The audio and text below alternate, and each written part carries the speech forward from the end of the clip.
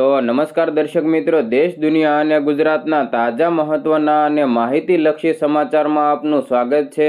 દર્શક મિત્રો, આજના વિડીયોમાં ખાસ કરીને આગામી દિવસોમાં જે સૂર્યગ્રહણ અને ચંદ્રગ્રહણ થવા જઈ રહ્યા છે, કઈ કઈ રાશિ ઉપર આ ગ્રહણોની કેવી કેવી અસર પડવાની છે, સૂર્યગ્રહણ ભારતમાં દેખાવાનું છે કે કેમ, તો વળી ચંદ્રગ્રહણ પણ ભારતમાં દેખાવાનું છે કે કેમ, આને જો દેખાવાનું છે તો તેની કઈ કઈ રાશિ ઉપર સારી અને ખરાબ અસર પડવાની છે, ભારતમાં સૂતકકાળ માન્ય ગણાવવાનો છે કે કેમ, અને જો ગણાવવાનો છે તો આ સૂતકકાળ દરમિયાન કઈ કઈ રાશિના જાતકોએ કઈ કઈ બાબતોનું ધ્યાન રાખવું જોઈએ, અને આ ગ્રહણ દરમિયાન કયા કયા કાર્યો કરવા જોઈએ અને કયા કાર્યો કરવા વિશે ખાસ ધ્યાન રાખવાની જરૂર છે, તેના વિશેની સંપૂર્ણ માહિતી મેળવવાની છે। તો વિડીયોને અંત સુધી નિહાળતા રહેજો। ચેનલમાં નવા હો તો ચેનલને સબસ્ક્રાઇબ જરૂરથી કરી લેજો। દર્શક મિત્રો, વૈદિક જ્યોતિષશાસ્ત્ર અનુસાર આત્માનો ગ્રહ સૂર્ય 13 ફેબ્રુઆરીએ કુંભ રાશિમાં પ્રવેશ કરશે, જ્યાં તે રાહુ સાથે યુતિ કરશે। 17 ફેબ્રુઆરીએ રાહુ સૂર્ય પર પોતાનો પડછાયો પાડશે, જેના પરિણામે સૂર્યગ્રહણ થવાનું છે। એ નોંધનીય છે કે કુંભ રાશિમાં ગ્રહોની ગોઠવણી થઈ રહી છે। સૂર્યગ્રહણ દરમિયાન રાહુ, બુધ, ચંદ્ર અને શુક્ર કુંભ રાશિમાં સૂર્યની સાથે હાજર રહેશે। રાશિની મૂળ ત્રિરાશિ મીનમાં સૂર્યની સ્થિતિ નોંધપાત્ર ફેરફારો લાવી શકે છે। સૂર્યગ્રહણ ભારતમાં દેખાવાનું છે કે કેમ તેના વિશે વાત કરીએ તો આ સૂર્યગ્રહણ ભારતમાં દેખાવાનું નથી, પરંતુ તેની આંશિક અસરો ચોક્કસપણે અનુભવવાની છે। આ એક ખગોળીય ઘટના છે અને તેની નકારાત્મક અસરો સમગ્ર ગ્રહ ઉપર ફેલાયેલી છે। વર્ષનું પહેલું સૂર્યગ્રહણ રાષ્ટ્ર અને વિશ્વના જીવન તેમજ 12 રાશિઓના જીવન ઉપર અસર કરશે। આ વિશ્લેષણ ચંદ્ર રાશિ ઉપર આધારિત છે। તો ચાલો મેષ અને કર્ક સહિત કઈ 4 રાશિઓના જીવન ઉપર સૂર્યગ્રહણની સકારાત્મક અસરનું અન્વેષણ કરીએ। મિત્રો, 2026નું પહેલું સૂર્યગ્રહણ ક્યારે થવાનું છે તેની વાત કરી લઈએ તો સૂર્યગ્રહણની શરૂઆત બપોરે 3:26 વાગ્યે શરૂ થશે। વલયાકાર તબક્કાનો પ્રારંભ જે સાંજે 5:12 કલાકે જોવા મળશે। ગ્રહણનો ટોચનો સમય સાંજે 5:42 રહેશે। ગ્રહણનો અંત સાંજે 7:57 રહેશે।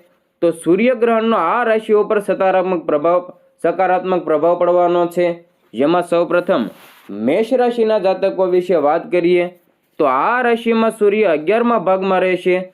5મા ભાવના અધિપતિ તરીકે સૂર્ય આ રાશિ હેઠળ જન્મેલા લોકોના જીવન ઉપર સકારાત્મક પ્રભાવ પાડી શકે છે।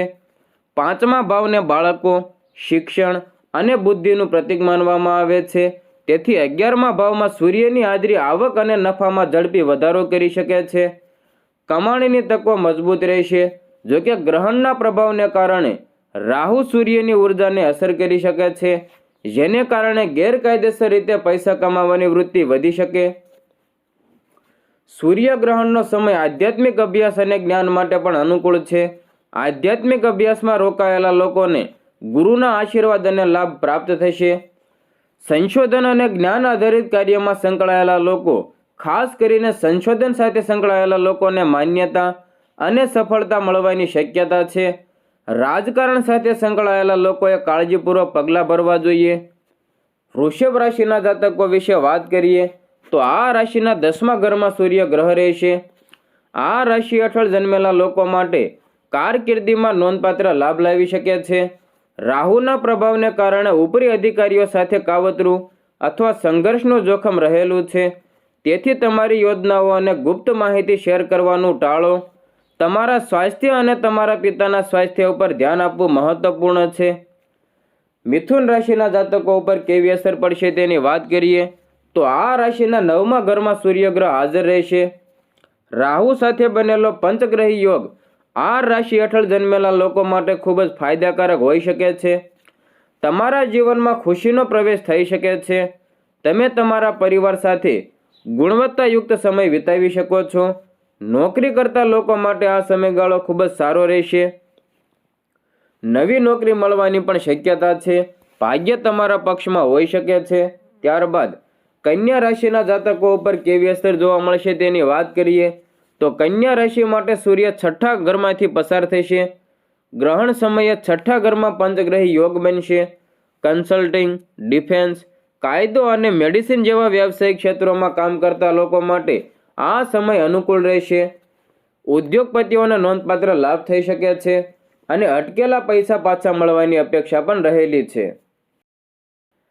દર્શક મિત્રો, આ તો વાત થઈ આગામી અમાવસ્યાના દિવસે થનારા સૂર્યગ્રહણ વિશે. પરંતુ તમને જણાવી દઈએ કે આ અમાવસ્યાના 15 દિવસ બાદ જ બીજું ચંદ્રગ્રહણ પણ થવા જઈ રહ્યું છે. જી હા દર્શક મિત્રો, સૂર્યગ્રહણ થવાના 15 દિવસ બાદ જ એટલે કે પૂનમના દિવસે ચંદ્રગ્રહણ પણ થવાનું છે. તો આ ચંદ્રગ્રહણ વિશે માહિતી મેળવીએ.